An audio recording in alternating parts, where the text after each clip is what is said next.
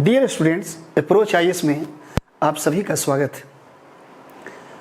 मैं पिछली जो क्लास हुई थी वीडियोज़ में हमने हिस्ट्री ऑप्शनल का सिलेबस बताया था, स्ट्रैटेजी कि कैसे पढ़नी है, और इसके बाद बताया था कि उसका जो सिलेबस है कि हिस्ट्री ऑप्शनल अपनाया जाना चाहिए। सारी चीज़ों को मैंने बताया है, आप पिछले वीडियो देख सकते हैं। मैंने वहाँ बताया था कि आंसर राइटिंग, मैं टॉपिक शुरू करने से पहले, चूँकि मैं जब पढ़ाऊँगा तो प्रत्येक टॉपिक का प्रत्येक दिन 2 क्वेश्चन दूंगा, तो मैं उसके पहले चाहता हूँ, और ये मैक्सिमम स्टूडेंट्स का एक शिकायत रहा है अपने आप से। कई स्टूडेंट तो ऐसे हैं जो पूरा पढ़ लेते हैं और उनकी शिकायत रही है, सर मैं लिख नहीं पा रहा हूँ। ये एक समस्या है लेखन स्तर पे। तो उन सभी स्टूडेंट के लिए, उनको ध्यान में रखते हुए मैं एक बेहतर उत्तर लेखन ऑप्शनल में भी काम देगा और जीएस में भी काम देगा आपको, कैसे किया जाए। तो इसके 2 डायमेंशन है। एक डायमेंशन जो है वो है एक अच्छे आंसर राइटिंग में क्या होनी चाहिए, और दूसरा डायमेंशन है कि आप क्वेश्चन में देखिएगा पीछे लास्ट में कुछ शब्द होते हैं, व्याख्या कीजिए, आलोचनात्मक परीक्षण, टिप्पणी, चर्चा कीजिए, ये सारे शब्द होते हैं। तो ये जो शब्द है उसके बारे में मैं बताना चाहूँगा। तो इसको मैं 2 भाग में बांट दिया। एक भाग में एक बेहतर उत्तर लेखन कैसी हो, और दूसरे भाग में इन सब चीज़ों का जो वर्ड्स हैं, कुछ टर्मिनोलॉजी है क्वेश्चंस के अंदर, उसको कैसे डील किया जाए, वो कहाँ तक प्रभावित करता है एक अच्छे आंसर को। और फिर हम लोग सिनॉप्सिस लेंगे 2-3 क्वेश्चंस का। तो सबसे पहले देखिए, बेहतर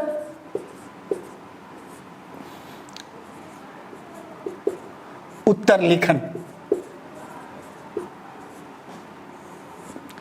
देखिए, उत्तम कुछ होता नहीं है, वेस्ट कोई शब्द नहीं है, बेहतर होता है, बेटर। कभी बेस्ट नहीं होगा कि सर ऐसा कीजिए कि सारे 12 नंबर में 15 नंबर में दम 12 नंबर 14 नंबर, ये अपने आप आना होगा तो आएगा। तो ये बेहतर शब्द इसलिए इसका चयन किया गया कि बेहतर उत्तर लेखन, और इसकी विशेषताएं क्या होनी चाहिए,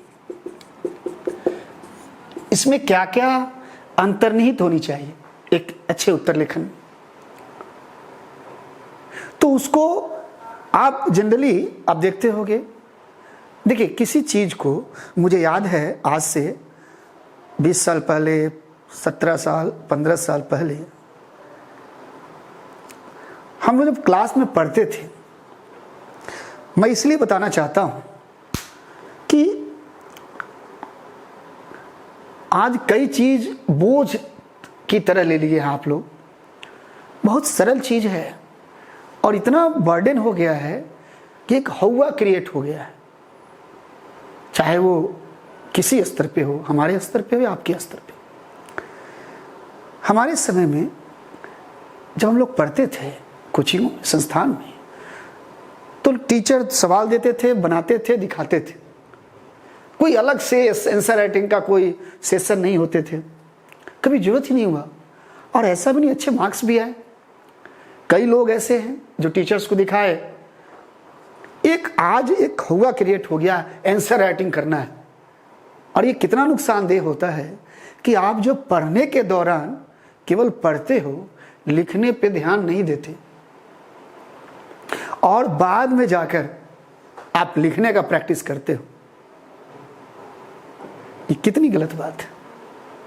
अगर आप पढ़ने के दौरान ही एक टीचर से बेहतर कोई बता सकता है क्या? जब आप क्लास में पढ़ते हो तो पढ़ने के दौरान अगर कोई समस्याएं हैं तो टीचर बताएगा वो छोटी छोटी बारीकियों को, लेकिन आप और दोबारा जब आप आते हो क्लास के अंदर या आंसर राइटिंग के लिए, तो टीचर को भी आपके प्रति वो नहीं रह पाता है उस समय, बता रहा हूँ। आप लाख बोलो और आपके अंदर भी उत्साह नहीं होता है, और परीक्षा के समय इतना समय और अवसर नहीं होता। जबकि आपको पता होना चाहिए कि 2025 में अगर इंटरव्यू का 275 मार्क्स हटा दिया जाए तो सारा तो आपको लेखन शैली पे ही है। और उसके लिए आप क्या करते हो, कई बार क्वेश्चन दिए लिखने के लिए, बच्चे जाते हैं, मैं रिमार्क कर दिया, वो रख देते हैं। आप उसको देखो, निरंतर देखो। देखिए, एकदम सिंपल वे में चीज़ों को देखने का प्रयास कीजिए। सबसे पहले यह देखने का प्रयास कीजिए कि जब भी आप शुरुआत करते हो किसी क्वेश्चन का, मैं वही चीज़ बता रहा हूं जो पहले आप जानते हो। तो भूमिका लिखते हो, इंट्रोडक्शन प्रत्येक क्वेश्चन का। दूसरा क्या आता है, क्वेश्चन का मुख्य भाग जो मेन बॉडी होता है, और इसमें भी दो भाग है, पहला पक्ष और दूसरा पक्ष। और तीसरा में क्या होता है, निष्कर्ष, कंक्लूजन। अब देखिए, ये सिंपल चीज जो जनरली, हालांकि ये दूसरा पक्ष आप नहीं लिखते हो। सबसे पहले अगर आप क्वेश्चन को देखो तो भूमिका लिखना है, ठीक है। बताऊंगा क्या लिखना है, पहले समझना है। यहां मैक्सिमम बच्चे पहला पक्ष पे लिखकर छोड़ देते हैं और दूसरा पक्ष नहीं लिखते और निष्कर्ष लिखते हैं। इस प्रकार उपरोक्त विवरणों से स्पष्ट है कि रटा रटाया। जैसे एक उदाहरण बता रहे हैं, जैसे अशोक का धर्म बौद्ध धर्म का पर्याय था, चर्चा कीजिए या टिप्पणी कीजिए। तो आप क्या करते हो, भूमिका लिखते हो, फिर लिखते हो कि अशोक का धर्म बौद्ध धर्म का पर्याय था या नहीं था।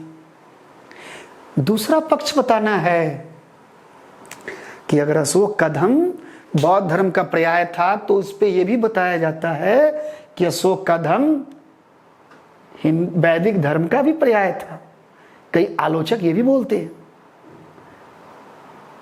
अगर ये दोनों नहीं था तो फिर था क्या, और फिर बताना है निष्कर्ष। तो ये जो बीच वाला जो है मुख्य भाग, उसके आप सभी आयामों को टच नहीं करते। कई सवाल आते हैं। अभी एक सवाल आया था, आईएएस का सवाल था, उत्तर प्रदेश में पिछले साल जो है हुआ मुख्य परीक्षा, उसमें रिपीट किया ये सवाल, और आईएएस में जीएस में आया था कि सिंधु घाटी सभ्यता के नगर नियोजन का वर्तमान में क्या है इनपुट, निवेश।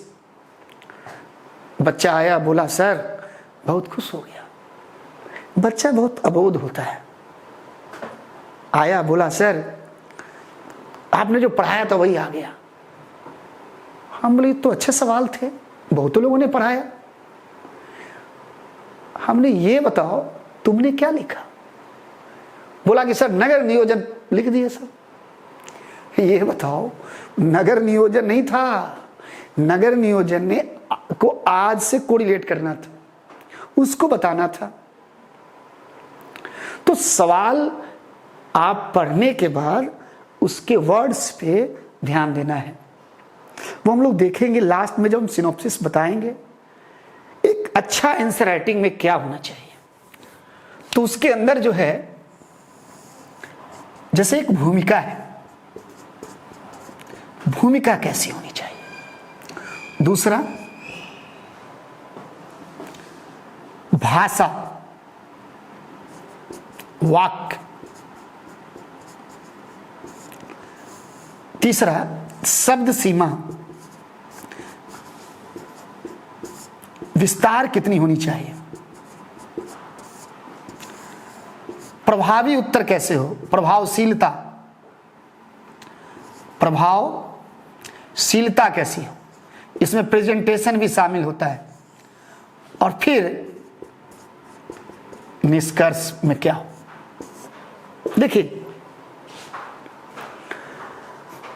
मैं जब ये पूरा डायमेंशन और फिर इसके सेकंड पार्ट में जितनी वर्ड से चर्चा कीजिए, परीक्षण कीजिए, जब बता दूंगा, फिर मैं जब क्वेश्चन पे आऊंगा तब और ज़्यादा स्पष्ट होगा आपको। यहाँ देखिए, जब कोई सवाल है तो भूमिका में क्या लिखते हैं? कई बच्चों को एक समस्या होती है, सर शुरुआत ही नहीं हो पा रहा है। अब बताओ, जब शुरुआत ही नहीं होगा तो अंत क्या होगा? तो भूमिका कैसे हो? तो अगर कोई टॉपिक को आप पढ़ लिए हो, कोई क्वेश्चन है, तो भूमिका दो तरीके से हो सकता है। एक, जो क्वेश्चन लिखा गया है उसी का भूमिका, उसी से शुरुआत कर दो। और दूसरा है उससे थोड़ा सा अलग जाकर। जैसे मैं उदाहरण बता रहा हूं, अभी मैं थोड़ी देर पहले चर्चा किया कि क्या अशोक का धर्म बौद्ध धर्म का पर्याय था? पर्याय मतलब होता है उसी का, ये सिनोनिम्स जो होता है, पर्यायवाची शब्द आप बोलते हो, उसी के जैसा समानार्थक भी बोल सकते हो। तो यहां बताना कि अशोक का धर्म क्या था? एक निरपेक्ष आचरण। निरपेक्ष मतलब क्या है? किसी धर्म से न्यूट्रल कहते हो इंग्लिश में आप, निरपेक्ष आचरण संहिता। जो मानवीय आचरण में कैसा था? निरपेक्ष था, नैतिकता पर आधारित था। और जो अपने स्वरूप में निरपेक्ष होगा वह किसी धर्म का पर्याय नहीं होगा, बल्कि सभी धर्मों में जो समान होगा वो उसका पर्याय होगा।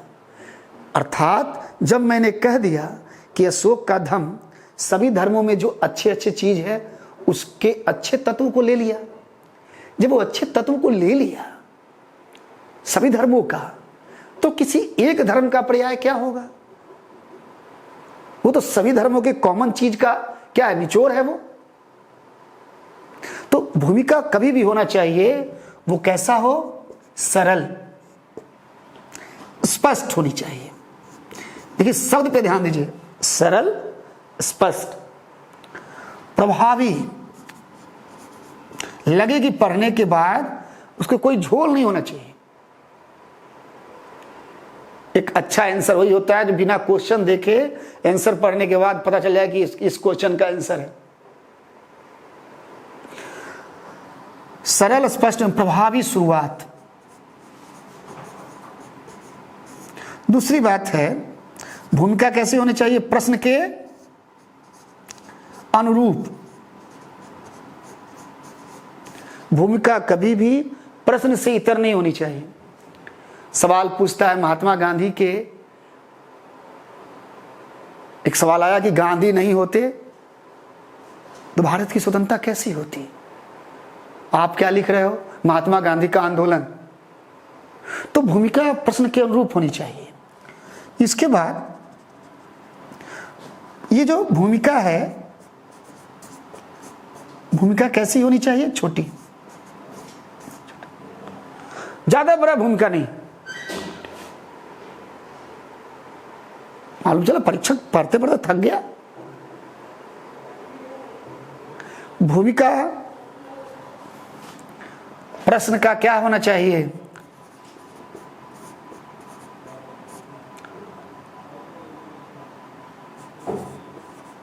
पूर्वानुमान। मतलब भूमिका को पढ़ने के बाद ये पता चल जाना चाहिए आपका कि प्रश्न क्या है। सपोज कर लो मैं कॉपी चेक कर रहा हूं, मैंने प्रश्न नहीं पढ़ा और मैं सीधे क्वेश्चन पढ़ना शुरू किया और मैं भूमिका पढ़ के ही समझ गया कि ये इस क्वेश्चन का आंसर है। ऐसी होनी चाहिए भूमिका। इसके बाद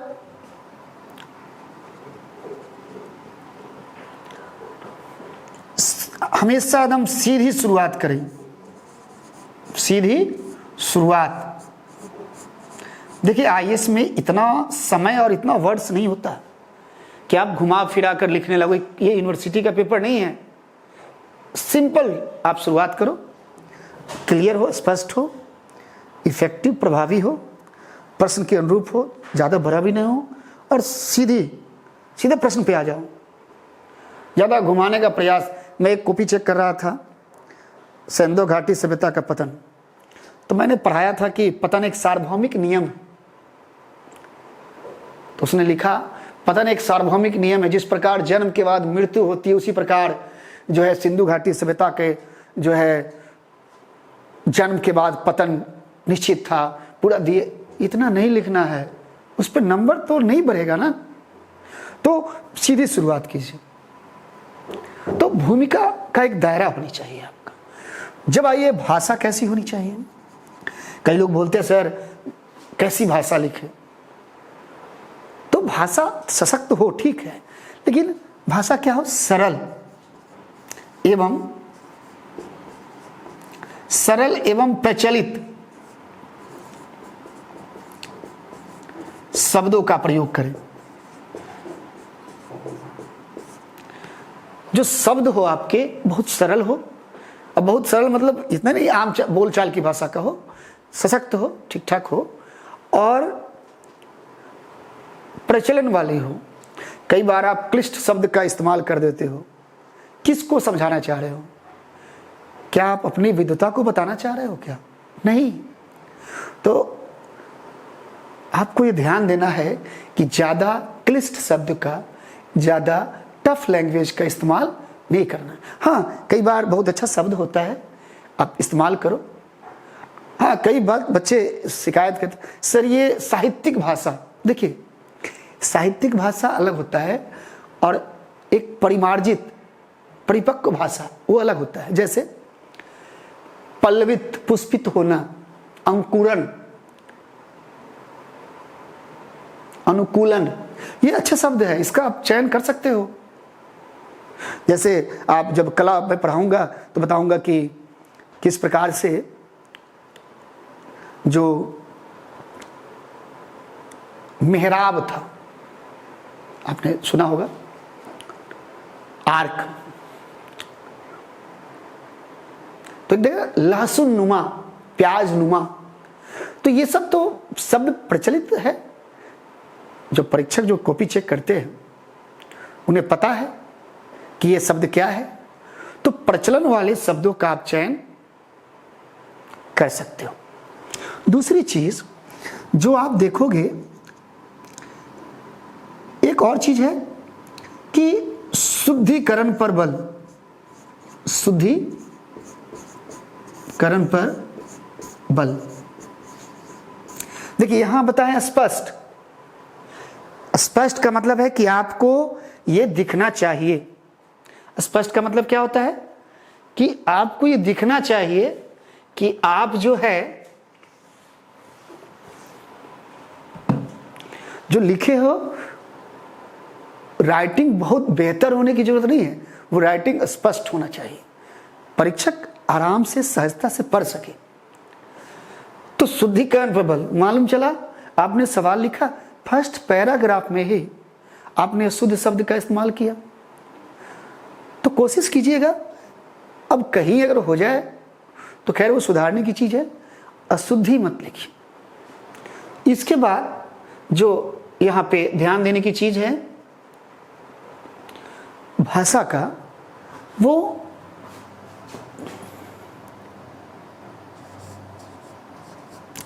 सही जगहों पर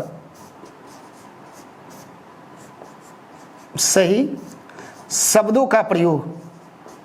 देखिए आंसर राइटिंग है, थोड़ा ध्यान देना है बस। अभी आप बोलोगे सर ये सही जगह कैसे पता चलेगा? सपोज कर लो आप लिखते हो कि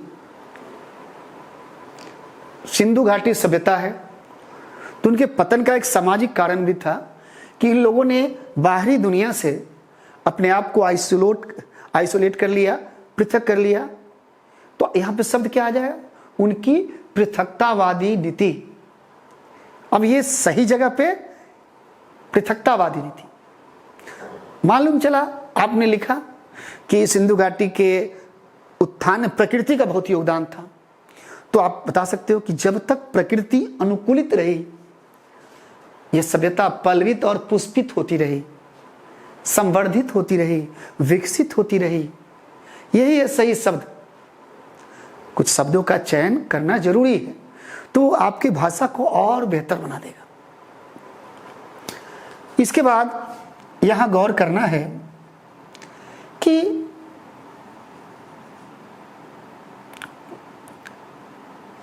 एक वाक्य यदि टूटे तो दूसरे वाक्य उसका स्पष्टीकरण करे। अब आप बोलोगे सर एक वाक्य टूटे, सपोज कर लो आप किसी सभ्यता के पतन में, उत्थान में पतन का कोई कारण लिखे, जैसे मान लिया सिंधु घाटी सभ्यता, तो आपने लिखा है पहले वाले पैराग्राफ में जो इस कि सिंधु घाटी सभ्यता के पतन में आर्यों का भी योगदान था, ऐसा कुछ लोग आक्षेप लगाते हैं। आर्य आक्रमण, विदेशी आक्रमण, आप उसको आप काट दिए। जब पैराग्राफ वहां खत्म हो रहा है आर्य से, तो दूसरा पैराग्राफ क्या शुरू करो, आर्यों के साथ साथ सिंधु घाटी के पतन में जलवायु परिवर्तन या बाढ़ को भी दोषी ठहराया जाता है। तो ये क्या हुआ, एक वाक्य टूटा आपका और दूसरा वाक्य क्या है, वो आके जोड़ दिया, तो उससे प्रवाह होता है। क्या है आपको अगर मालूम, ये एक तो क्या है कि ह्यूमैनिटी सब्जेक्ट है, इसमें अगर तारतम्यता नहीं होगा, प्रभावशीलता नहीं होगा, तो रुचिकर नहीं होगा। तो इसी को रुचिकर बनाने के लिए एक वाक्य जैसे टूटे, दूसरा वाक्य आकर उसका क्या है, स्पष्टीकरण करें। इसके बाद कुछ वाक्य संयोजक भी होना चाहिए। वाक्य संयोजक का मतलब क्या होता है, कुछ ऐसे वाक्य होने चाहिए, ये शब्द होने चाहिए जो दो वाक्य को जोड़े। आप देखते भी होंगे, जैसे मान लिया जाए एक वाक्य है, दूसरा वाक्य लिखना है, तो क्या लिखना है, जैसे आप लिखते नहीं हो साथ ही, वो जुड़ जाता है। एक तो जोड़ने का तरीका क्या है, एक वाक्य को दूसरे वाक्य का स्पष्टीकरण करे, तो साथ ही, इसके बाद इसके अतिरिक्त, जैसे आप लिखते हो एक पैराग्राफ, इसका लिखते हो वहीं, आजकल जबकि भी लिखा आप लिख सकते हो, यही नहीं, कैसे लिखना है, यही नहीं, जैसे आप बता दो कि सिंधु घाटी के सभ्यता के पतन, ये यही नहीं कि सैंधव पतन में सिर्फ आर्य और जलवायु परिवर्तन ही नहीं, और भी कारण है। या अब लिख दो कि सबसे बढ़कर सिंधु घाटी सभ्यता के पतन में जलवायु परिवर्तन को उत्तरदायी ठहराया जाता है। अब लिख सकते हो। तो कुछ शब्द हैं, ये मैं बता रहा हूं आपको, आप लिख सकते हो इसको। ये एक वाक्य को दूसरे वाक्य में जोड़ेगा,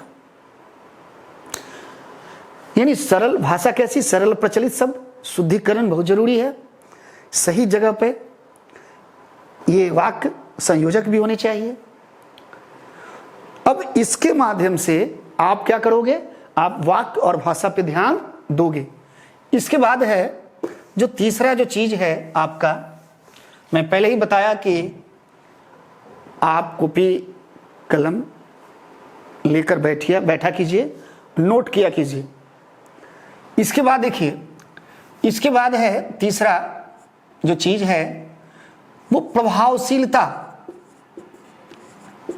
एक अच्छे आंसर में प्रभावशीलता कैसे हो, तो एक तो क्या है, उत्तर में मौलिकता होनी चाहिए।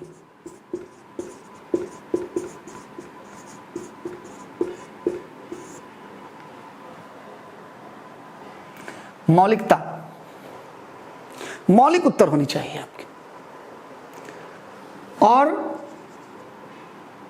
मौलिकता का मतलब यहां यह भी है, आप जब कोई चीज को पढ़ते हो तो खुद भी सोच के उसको सरल शब्दों में लिखो।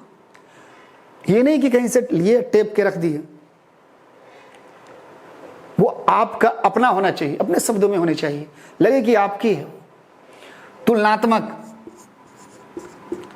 तुलनात्मक उत्तर, तुलनात्मक में मतलब ये होता है कि जैसे आप लिखते हो तो कई कैरेक्टर है, कई सभ्यता है, पीछे से तुलना होता है। जैसे आप मौर्य कला लिखते हो तो मौर्य कला जब भी शुरुआत करो तो मौर्य कला में बताओ पहले से कि मौर्य कला में पहले जहां लकड़ी का प्रयोग होता था, पहले ईंट का प्रयोग होता था, अब यहाँ पे आते आते बड़े पैमाने पर पाषाण का प्रयोग अशोक के काल में होने लगा। तुलना कर दिए। आप लिखो क्या, वैदिक धर्म सिंधु से थोड़ा सा तुलना कर दी, 1 लाइन 2 लाइन से ज्यादा नहीं। आप अकबर लिख रहे हो, शेरशाह से तुलना करते हो, शेरशाह लिख रहे हो, अलाउद्दीन से तुलना करते हुए थोड़ा सा लिख दो। जब आप लिख रहे हो औरंगजेब की दक्षिण नीति तो अलाउद्दीन खिलजी से थोड़ा सा कंपेयर कर दो। अलाउद्दीन लिख रहे हो समुद्रगुप्त से थोड़ा सा कर दो, 1 लाइन 2 लाइन। तो तुलनात्मक। दूसरा क्या है, उत्तर में विविधता होना चाहिए। विविधता कैसे, आपका जो उत्तर होने चाहिए वो अलग अलग डायमेंशन को लिए हो, सामाजिक, धार्मिक, आर्थिक सभी पक्ष होने चाहिए उसमें।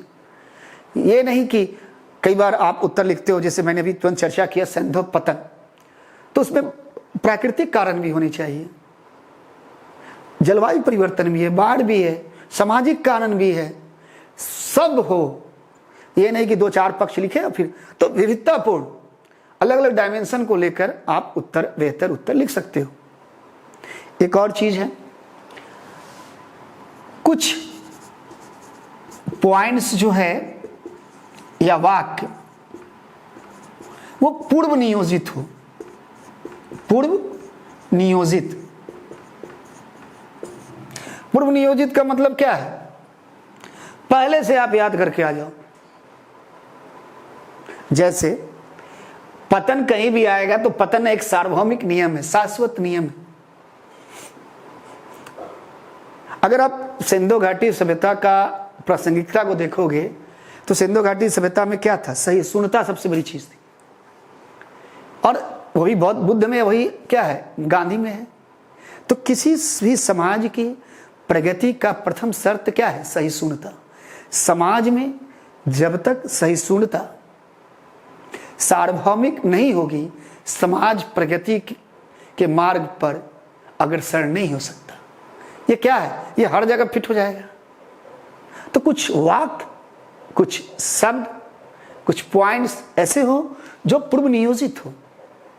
एक और चीज हो, किसी भी जाति, भाषा, क्षेत्र, संप्रदाय से क्या हो, निरपेक्ष हो।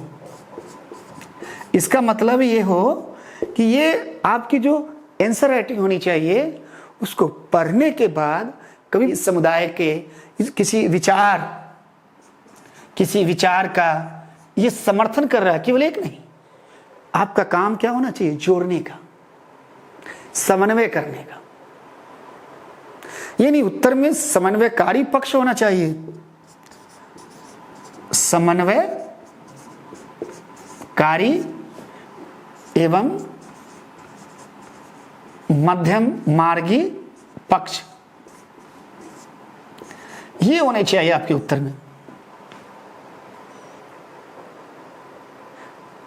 मैं कई बार बताता हूं बच्चों को कि किसी भी कैरेक्टर को हम पढ़ते हैं, इसका मतलब क्या, वो कैरेक्टर इंपॉर्टेंट है तभी तो पढ़ते हैं, पूर्वज है हमारे वो।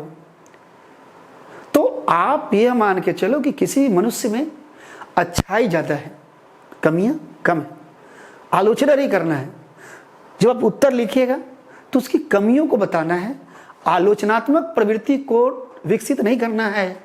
जीवन में भी आपको नहीं बात करना, मत बात करो, नहीं आप पसंद नहीं करते कोई बात नहीं है, लेकिन आलोचना नहीं करना है।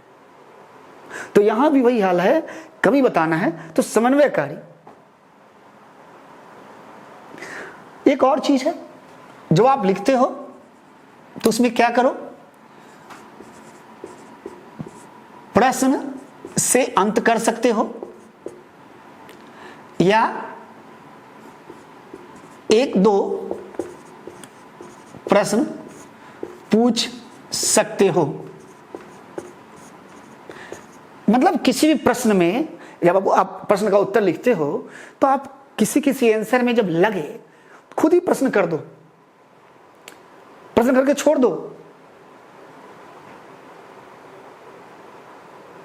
जैसे मान लिया जाए क्वेश्चन आया था नगर नियोजन हड़प्पा का आज से कैसे कंपेयर करके कैसे निवेश किया आज, तो बताओ क्या ये आज ये कम महत्वपूर्ण, क्या ये आज ये महत्वपूर्ण नहीं है कि महत्वपूर्ण नगरों को नदियों के किनारे ही अवस्थित होनी चाहिए। प्रश्न कर दिए। मान लिया आप लिखते हो, सपोज कर लो आप अशोक के धम्म का पर्याय, अशोक का धम्म बौद्ध धर्म का पर्याय था या नहीं, तब बताओ ना कि क्या अशोक के धम्म या किसी अन्य धर्म ने, कि अशोक पे आक्षेप लगाया जाता है ना कि अशोक ने अहिंसा को लिया, बौद्ध धर्म के अहिंसा को, करुणा को, मानवतावाद को, मानववाद को, मतलब अच्छे अच्छे विचारों को लिया। तब बताना, सवाल करो वहां कि क्या यह विचार केवल बौद्ध धर्म के अंतर्गत है, क्या किसी अन्य धर्म के अंतर्गत इन बातों को अपनाने पर बल नहीं दिया गया। प्रश्न करो तो ये प्रभावशीलता हो जाएगा ये प्रश्न के अंतर्गत। तो इन सब चीजों पे ध्यान देना है।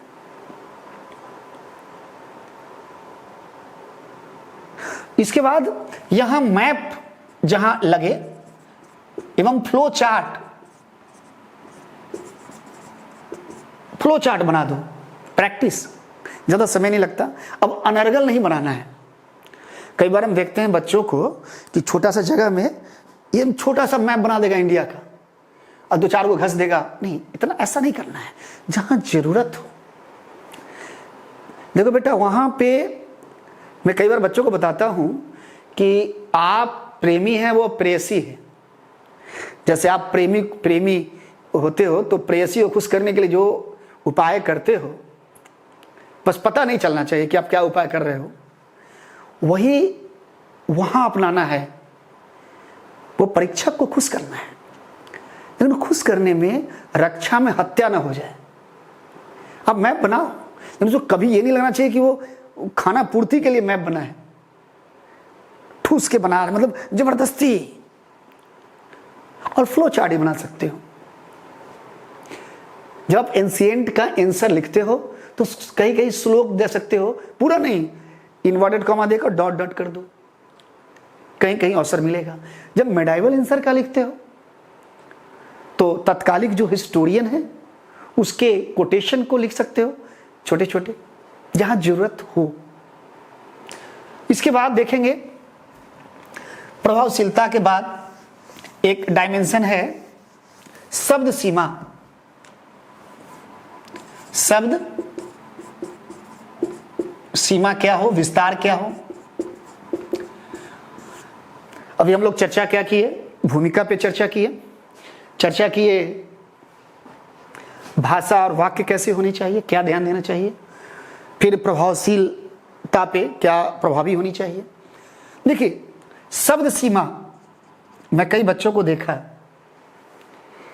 कि अभी यूपीपीसी से मैंने देखा, कुछ पुराने बच्चे थे, लगातार मेंस इंटरव्यू दे रहे हैं, तो 12 से 14, मैक्सिमम 12-13 कुछ ज्यादा लिख ही नहीं पा रहे।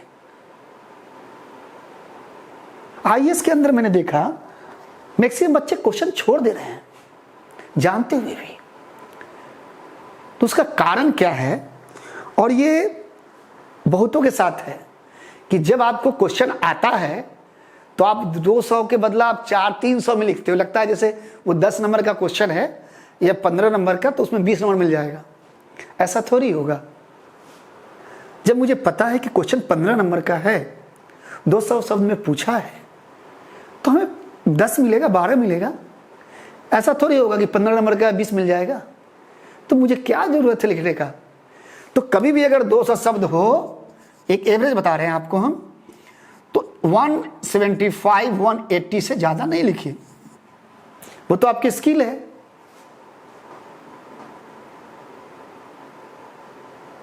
दूसरी चीज,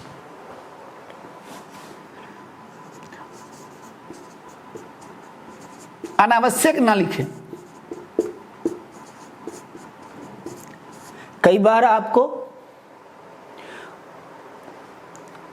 लगेगा कि सर 150 शब्द में ही हो जाएगा, तो कोई बात नहीं, आप 150 शब्द ही लिख के छोड़ दो। अरे वो गिनने नहीं जाता है शब्द। आप किन्हीं चीजों को अगर 125-30 शब्द में ही लिख दोगे तो कोई, हालांकि ऐसा होता कम है, तो कोई क्वेश्चन ऐसा होगा जहां आपको, ऐसा भी तो होता है कि किसी क्वेश्चन में कम भी तो आता है आपको, तो जहां कम आएगा ना, तो वहां अनर्गल नहीं लिखना है, अनावश्यक नहीं लिखना है। दूसरी बात, पॉइंट्स, यानी आप क्या करो, सभी या मैक्सिमम पॉइंट्स शामिल करें। अब कैसे कीजिएगा? आप कहोगे सर एक तरफ कह रहे हो 75-80 शब्द में लिखो 175-80, फिर सारे शब्द कैसे आ जाएंगे, सारे पॉइंट्स कैसे आ जाएंगे? तो कोई भी सवाल में 5-6 पॉइंट मेजर होते हैं, तो उन पॉइंट्स को आप लिखो, बाकी पॉइंट्स को कॉमा देकर लिख लो एक ही पॉइंट्स में, तो आप दूसरों से ज्यादा पॉइंट्स भी लिख लिए और जो मेजर चीज है वो फोकस भी हो गया। जो मेजर है वो फोकस भी हो गया, 4-5 पॉइंट से ज्यादा मेजर तो होते नहीं है, और बाकी को कॉमा देकर लिख लिया तो सभी पॉइंट्स भी आ जाएंगे। तो शब्द सीमा, यह ध्यान देना है।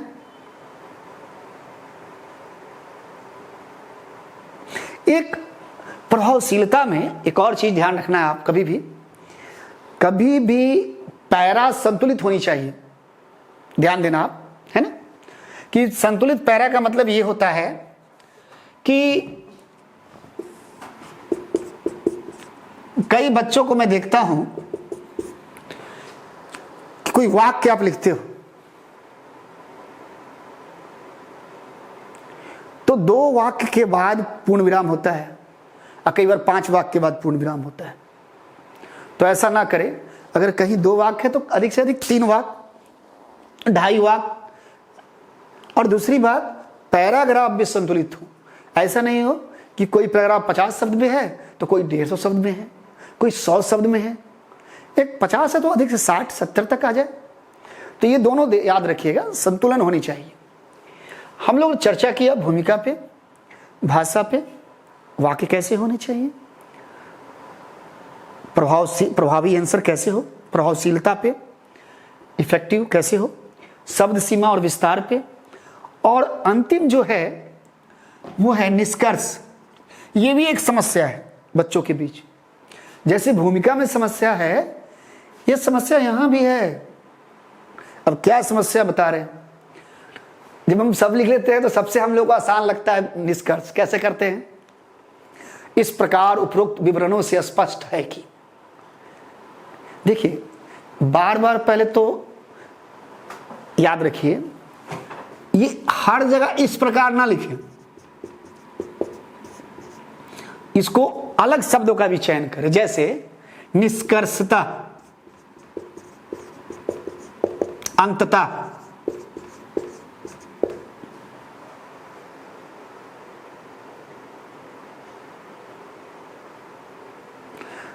अतः स्पष्ट है कि, अतः स्पष्ट है कि, उपरोक्त विवरणों से स्पष्ट है। ये 4-5 डायमेंशन होने चाहिए। नहीं तो जरा सोचो ना, परीक्षा के पास एक ही मिलेगा 20 क्वेश्चन में, इस प्रकार स्पष्ट है कि, इस प्रकार स्पष्ट है कि, तो वो भी कुछ समय के बाद अस्पष्ट हो जाएगा। तो थोड़ा सा विविधता लाइए। दूसरी चीज, निष्कर्ष जो होनी चाहिए वो उपयुक्त बातों या तथ्यों पर ही आधारित। अब आप बोलोगे उपयुक्त बातों या तथ्यों पर आधारित का मतलब क्या है? अगर मान लिया जाए आप किसी क्वेश्चन में ऊपर एग्री किए हो और निष्कर्ष में डिसएग्री नहीं करना है। जैसे मान लिया जाए आप ऊपर एग्री किए हो कि अशोक का धम्म बौद्ध धर्म का पर्याय नहीं था, तो निष्कर्ष मत लिख देना इस प्रकार स्पष्ट है कि अशोक का धर्म बौद्ध धर्म का पर्याय था, या अशोक का धर्म भले ही बौद्ध धर्म का पर्याय नहीं था लेकिन कुछ हद तक तो था। इस टाइप से लिखते हैं कई बार। यहां याद रखना है ऊपर अगर डिसएग्री तो यहां भी डिसएग्री, ऊपर एग्री तो यहां भी निष्कर्ष तक जाते जाते बदल नहीं जाना है। कई बार होता है हमें याद ही नहीं होता फ्लो में कि ऊपर हम एग्री हुए हैं या डिसएग्री, बस इस प्रकार स्पष्ट है, याद रहता है। दूसरी बात, निष्कर्ष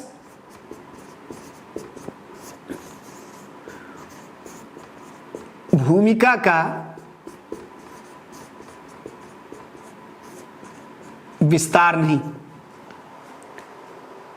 कई बार आप भूमिका को ही निष्कर्ष में लिखते हो, बस एक दो लाइन जोड़ देते हो। नहीं, निष्कर्ष भूमिका का विस्तार नहीं होना चाहिए। ये नहीं जो ऊपर लिखे उसी को रिपीट कर दिया। निष्कर्ष में क्या होना चाहिए? एक तो आप करेंट से जोड़ो और दूसरा